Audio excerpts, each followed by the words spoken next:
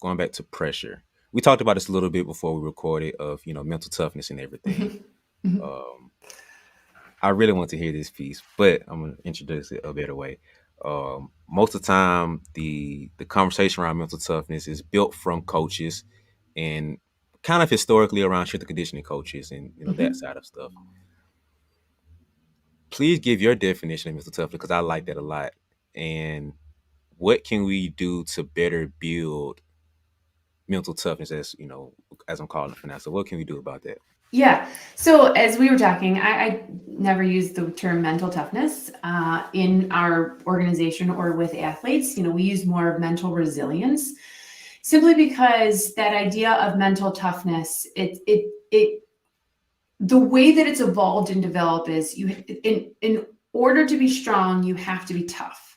And as humans, we all have vulnerable moments. We are not tough 100% of the time, right? We have these cracks in our foundations. And if you're really open to it and exploring the vulnerability of being open, being true, even when it's really true to yourself, even when it's really uncomfortable, those are really, really powerful moments. And so it's more about just flipping the script of like, tough and strong are not, they don't always go together, right? There's different ways to be strong and to build strength, and it's not always about putting on this armor, proving to the world that you are this huge tough persona in the world, whether you're male, female, or anything in between, or non-binary. Hmm. It's not always about being this tough, I've got to put on this show, because oftentimes when that happens is that we're ignoring the thing that is creating the crack in our foundation, only making that crack bigger. Hmm. And so every time we kind of ignore it or stuff it down, the crack gets bigger and bigger and bigger until poof, something happens. And then all of a sudden it's like, oh, well, they're not as tough as we think they are. Well, they're not as tough Hmm. as we think they are simply because they were convincing themselves that tough was the only way to be. And it created the very thing they didn't want to do or to happen to them. So we really focus on the idea of building mental resilience, and this idea that every human has cracks in their foundation. No, Hmm. no matter how tough or great or talented they are, everyone has these moments of doubt, of worry, of fear, of whatever negative emotion that we all experience. And it's in the moments where we acknowledge it, we process it, we work with other people to understand where it comes from, and then to move through it. That's what builds strength, because you're building resilience, because you're taking the time to understand what knocked you down, what brought you there, and then more importantly, how you lifted yourself back up in order to keep moving. Hmm.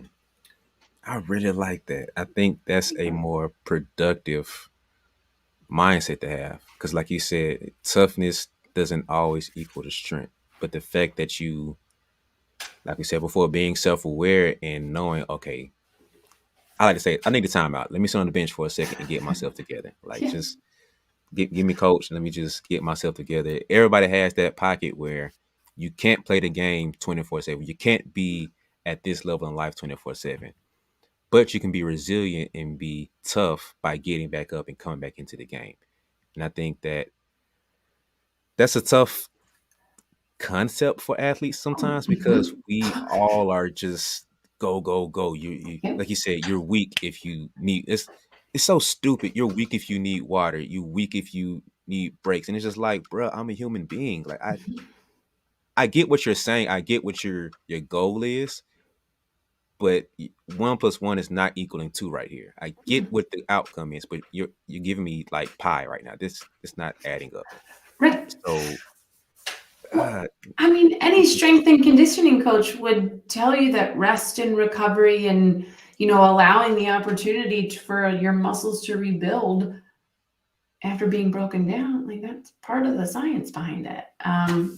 And, this idea that keep going and going and going and going and going and show no cracks. And if you do, then, that's your weakness, that's your disadvantage. When, really, if we understood where that comes from, and that really comes from a lot of things, just how society has evolved, right? But when we make sense of what that means to us and how it negatively affects us, then we can move forward. But I'm also not saying completely like disregard this idea of hammering through something and finding, the tenacity to get through something. Like, physically speaking, it means, that is required as a part of the equation. It's not to like swing the pendulum and completely ignore how the foundation was built. It's more about how do we find a more effective balance between, or more effective harmony, really, between the two concepts, so that it's not all on one side either way, right? Swinging a pendulum too far the other way could cause problems too. So it's a matter of where you're finding that harmony. And that's really what we focus on with each athlete is, the harmony for me is going to be the harmony that's different for you. But if we can collectively find the harmony, how much more powerful we'd be.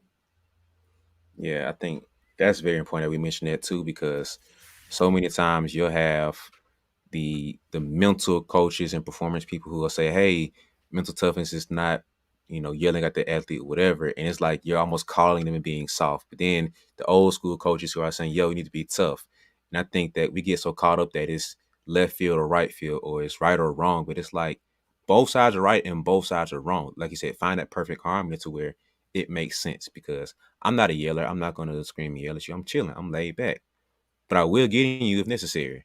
And I think that understanding that balance for each player is what the key is, because some players, you can cuss at, yell at, throw a book at the head, and they're going to be like, all right, I got you. Let me get back. Do the exact same thing to the player next to them. You've lost them. Like, that's it. And so we do have to come to a better middle ground, or I didn't even say middle ground necessarily, but like you said, the sweet spot for Yeah. whatever that player is to get the optimal performance for them. Yeah. And so how could I, as a coach, a strength and conditioning coach, or whatever coach, figure that out for my player? How can I figure out my players' mental resilience and mental toughness to be like, okay, I can push, but not this far, because I don't want to push it.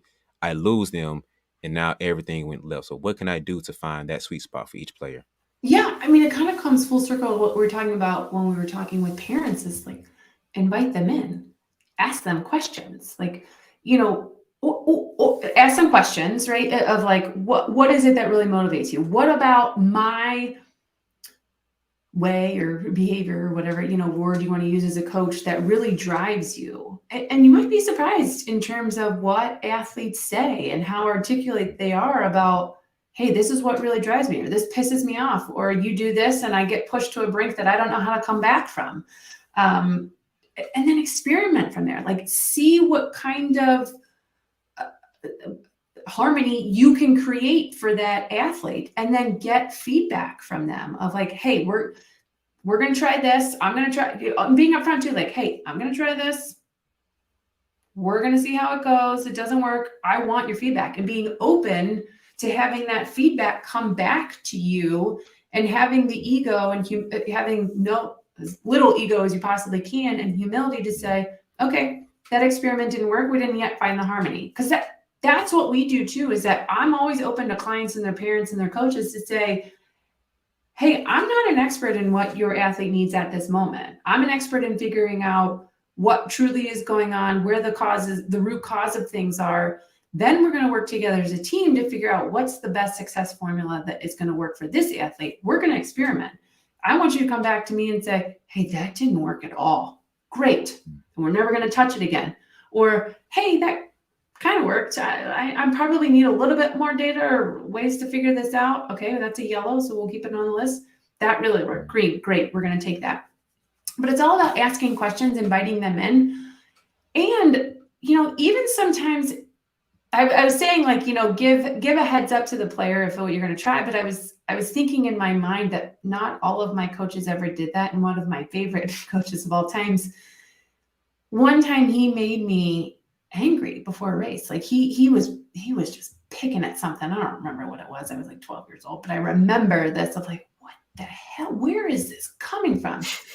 And it was before this race it was the 200 free. And growing up, the 200 free was like just an event that I just couldn't figure out. I was a distance swimmer, so it was like too long to be a sprint, but too short to be a distance swimmer. Mentally, I was all in my head about this event. And one time he got me so angry about something, and I swam my best time. And he was like, I came back and he was laughing hysterically, had this big smile on my face, and I was so pissed. I'm like, what are you laughing at? And he's like, I just wanted to try something. It kind of works. We'll have to experiment with this, what this looks like, because maybe I can get you a little peeved before you go into this so you're more focused on that and not how you're swimming. So it is all about experimenting and how far can you push your athletes. But he did a ton of work before that to really know who I was. And he and I had a great connection. And he knew that he could push me a little bit beyond what he thought I was capable of, because that's the kind of it. That's what I responded to, is like I loved to have was that athlete of, oh, you don't think I can do this? Oh, let me show you what I think I can do. Mm. And he knew that a little bit about me, and so he found a way in that was somewhat unconventional. I like that. That sounds like something I do with one of my players. Yeah, Just I won't say I'm a mad scientist, but I do like to tinker and just like poke and see just a little bit. I never go too far, but I like to see how players react and think about certain stuff. So yeah, I'm gonna and write that that's down, put part it of in the my book for you. experiment. Yeah, and it can be upfront of like, hey, I'm going to try this. We're going to see how it goes. You may not know when it's coming. I'm just going to try it to see what happens. But it truly is about figuring out each of your athletes as an individual, and that is always done through questions and feedback and an open communication line. So it's not that you're mentally weak. It's just that you don't really understand where your mental toughness is. You don't understand where exactly you're mentally strong at. It's even crazy. You probably don't even really understand what mental toughness actually is. And I don't blame you, because usually we just have coaches yelling at us and fussing at us saying, hey, hey, hey, be mentally tough. You're being weak right now. You're being soft right now. But it's not the full scope, and it doesn't give you any true understanding of what mental toughness is and how you can get better at it. And so I'm here to help you guys out. Because just imagine I gave you a pill right here in my hand. Just imagine. And within that pill, it gave you just a epiphany where you just brain just blew up and you're just like, oh my goodness, you got so much better understanding. Now your game just grows by 10x and you just a whole different person now. Bro, I got the pill for you right here. Never fear, B's Mental Toughness Playbook ebook is here. You feel me? So in this whole little playbook I got for you, just small little ebook, it breaks down the mental game of understanding what mental toughness is and different areas of what your mental toughness is and how you can actually grow it and get better and enhance it. So, look in the link, look in the description, and to go ahead and purchase it and do yourself a favor by just understanding what mental toughness actually is and also understanding how you can actually grow it and what you need to get better at it. So, just the mental toughness playbook, small little ebook. I'm just trying to tell you, hey, can't say I didn't warn you.